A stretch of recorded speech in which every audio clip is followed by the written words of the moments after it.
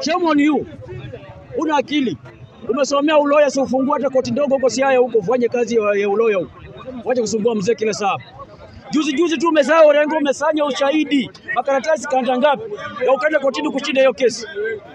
Saa hii unasema mzee sijui anaelekea wapi sijui nini. Mbona hiyo kesi ya mzee kushinda na ushahidi wote? Hata Ruto alienda Hague, ushahidi uko waisanya hata faili mbili. Hii yako ilitoka wapi? Kama si uburoko wa siasa. Kama si uburoko wa lawyer. Wachana huyo mzee afanye kazi. Ulianza chama chako since 1992. Unaanza mambo yako tukikuona. Ulifika wapi? Saa hii umevaa koti ya Raila, umening'inia katika koti ya Raila. Umekomaa, umetoa kitambi. Umekuwa governor through Raila. Umekuwa sijui senator through Raila. Alafu sasa hivi unaanza kuongea ovyo. Unasema unapangia Raila. Mbona hukumpangia kitambo? Kama wewe unaona wewe ni mtu ambaye unafaa, unajua sheria, unajua kila kitu yote Orengo, toka side. Njoo pambana na Raila uwanjani. Sisi mahali penye Raila ametufikisha tunashukuru.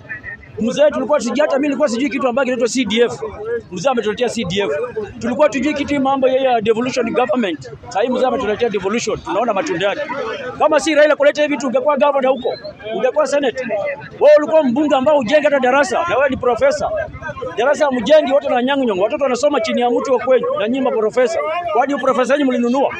Profesa sana anasoma mpaka anapitia kila njia zote anaenda. Mbona hamkutumia njia mkono mahali mko mnateseka? Mahali wananchi wenyewe wanateseka mkasaidia. Kazi ni ubroka tu kule Juma, profesa bandia tu. Unataka kutumia profesa kama Wakikuyu shoti kati ya kununua makaratasi. Shame on you. Wacheni mzee akae pale. Mzee sasa ameunganisha wa Kenya. Mzee anapatia sisi mwelekeo mzuri. Wacheni tuendelee na hii mzee mbele. Sasa hii serikali ambayo iko na heshima mzee Raila Amolo Odinga walianzisha na William Samuel Ruto mambo ya Pentagon. Kwani tulikuwa tunafanya nini 2007? Silikuwa ni ya Pentagon. Sasa Pentagon imekuja imeshikana mbele, tuendelee mbele.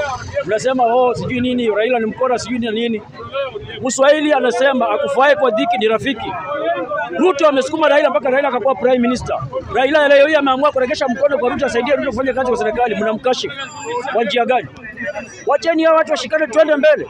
Najua saa hii uongozi kitoka kule inaenda wapi?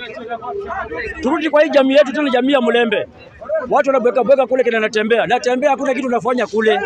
Wewe kazi yako na Sifuna ni kuita media, unatukanana kwa media, unaongea kwa media kutetea kipindi chako cha tamu ya pili ya ugavana. Lakini kudanganya tunaunganisha wabaliwa kule Western hakuna. Hiyo ni ngome ya Raila.